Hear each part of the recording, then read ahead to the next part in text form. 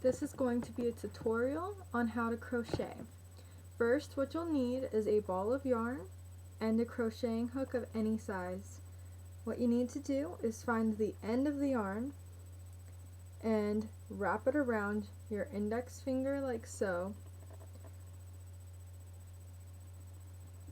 Then you need to grab the end of the yarn, create a circle almost like you're going to tie a knot, and pull the other end through the middle of the circle so it would create a knot if you pulled it closed. Before you close the knot, go ahead and put your hook into the hole and pull the yarn closed to create the knot around the hook. Go ahead and tie your yarn one more time so that it does knot and won't come undone later once the hook is no longer placed there.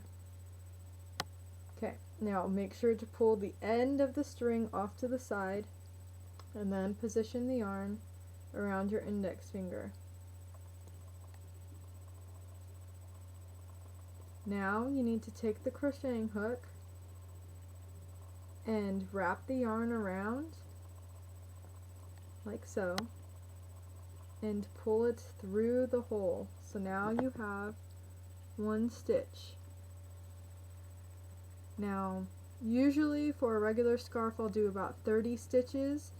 If you're doing single crocheting, you would need to create 31 stitches, and that extra stitch needs to be skipped later. If you're doing a double stitch, then you need to create 3 extra stitches, so you'd create 33, and those 3 stitches would be skipped later.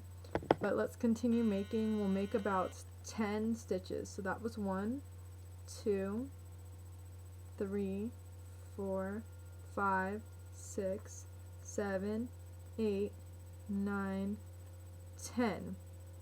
Now you need to make the 11th stitch. There's 11.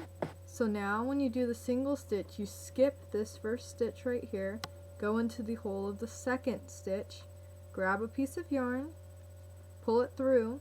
Now you have two yarns on your hook. Grab another piece of yarn and pull it through both pieces of yarn. Now you've created 1 stitch. Now continue doing that down, so this will be the second stitch, the third stitch, the fourth stitch, the fifth stitch,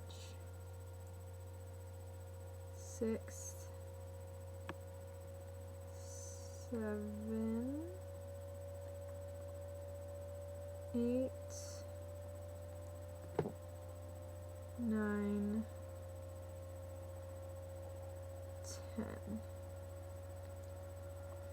And that's what your row of single stitches looks like. Now the next row, once you go up on the next row for the single stitch, you do 1 regular stitch, so you create that bar, flip your work around, then skip this first hole again and go straight into the second hole. So 1,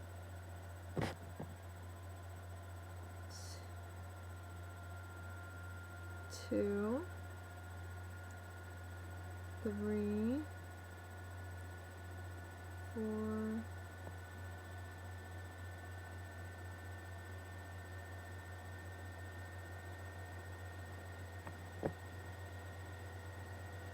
'If you see my hand jerking, it's because I'm trying to untangle the yarn and unroll it from the ball so that it makes it easier for me to continuously go. Whenever you get to the end, you just have to find that last hole. It's kind of complicated. So now you have 2 rows of single stitches. Now we're going to go ahead and do the double and the 1.5 stitch. So you want to go 1, 2, 3 stitches. Turn your work over, skip the first hole, but this time, instead of going straight into the hole, you want to wrap the crochet hook around the yarn so that you have 2 yarns. Then go in the second hole, grab another yarn, grab another string of yarn, and pull it through all 3 stitches so you get a slightly bigger hole. So wrap in the hole, grab a yarn, wrap again, through all 3 stitches. So wrap in the hole, grab a yarn, wrap the yarn, and through all 3. Let me just finish this row.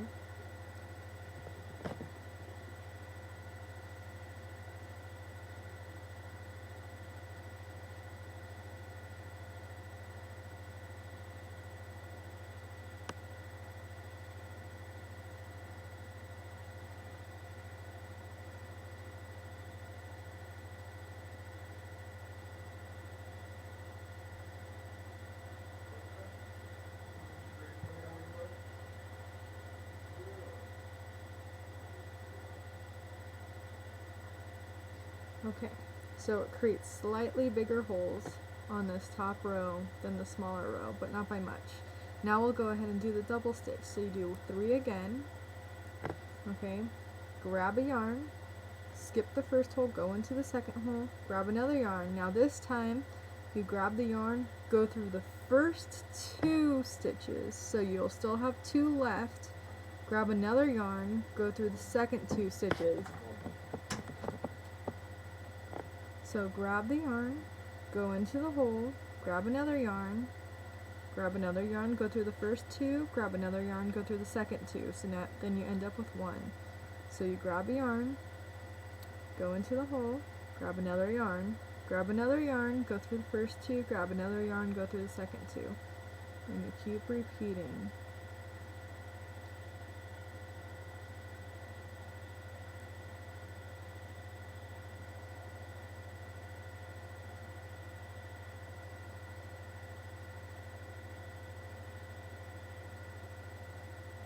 Now, one thing that I learned is that when you skip the first hole at the beginning of each row, that creates a straight edge for your scarf.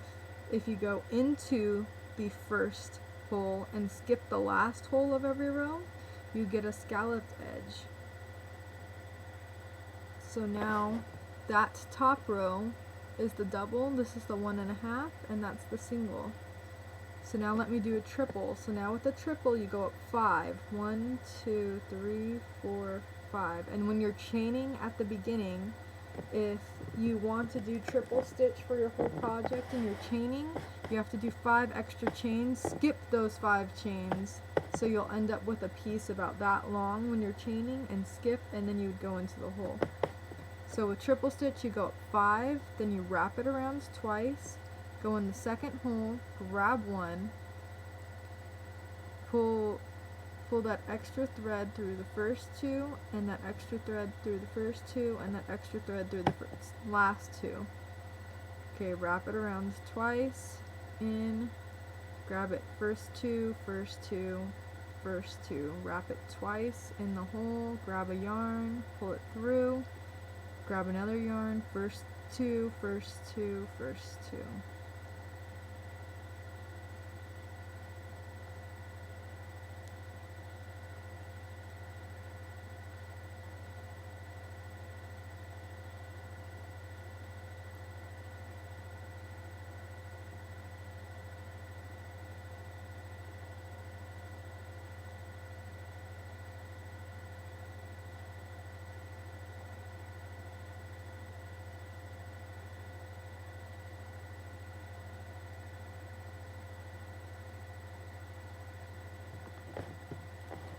Now you can see the difference.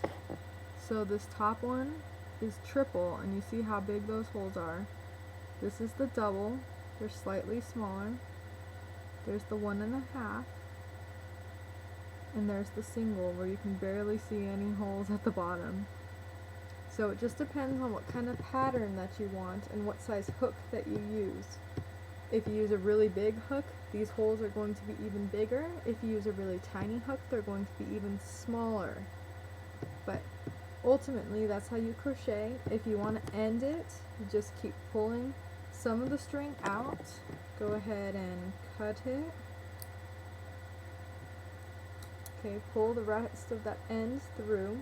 Some people will melt the end, but that creates a hard end and you don't really want to do that. what I end up doing is then I pull the yarn, I put it through the last hole that's on that side, and I knot it as close to the corner as I can, like that, and then I'll do it one more time.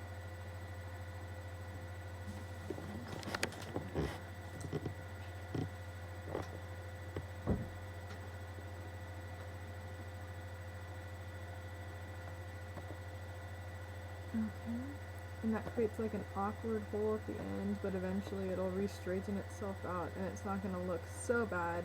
Then you can either cut this end, or you can end up making fringe. And if you want to make fringe, just take your yarn, okay, however long you want it, you want to make sure that if you want a piece that's this long, you fold it in half, and it's actually going to be that long. So what you would end up doing is cutting equal pieces. I'll just cut 3 right now, so to show you guys. And they don't have to be perfectly the same length, but you can make it like a textured look if you have some longer and some shorter. It just depends what style you're going for. So now I have 3 pieces that are the same length, and I'm going to fold them in half. Okay? And you don't want to do this on every hole, because if you do it on every hole, you'll have too much fringe. Just kind of look and see what you feel you should do, and do it maybe every other hole or every other 2 holes. But what you end up doing is you fold it in half, so now you have a loop. You stick that loop through the hole. Okay?